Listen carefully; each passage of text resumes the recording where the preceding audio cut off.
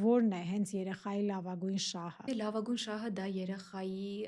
ամբողջական վիճակի, այսինքն հոգեբանական, ֆիզիկական, սոցիալական, մշակութային այդ ամեն ինչի լիարժեք ապահովումն է, ամենակարևորը անվտանգությունը։ Այստեղ երկու այսպես սցենար է պրոյեկտվում ծնողի կողմից, մեկ այն ինչ որ իր հանդեպ արել են, նույնը անում է ինքը իր երեխայի հանդեպ, հա, եւ երկրորդը այն ինչ որ ինքը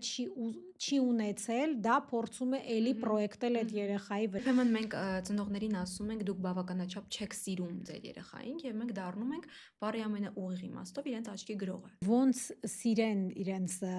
երեխաներին ծնողները, որպիսի այդ եւ լավագույն շահը կարողանան ապահովեն եւ չխախտեն երեխայի անձնական տարածքը։ Նաեւ մյուս կողմից էլ չի կարելի ծնողներին մեղադրել, որովհետեւ իրենք փորձում են իսկապես մաքսիմալը անել երեխաների համար։ Ես Անի Ավետիսյանն եմ, սա Իրավունքը բաց տեքստով փոդքասթն էր։ Բաժանորդագրվեք հաջորդ հաղորդումները բաց չթողնելու համար։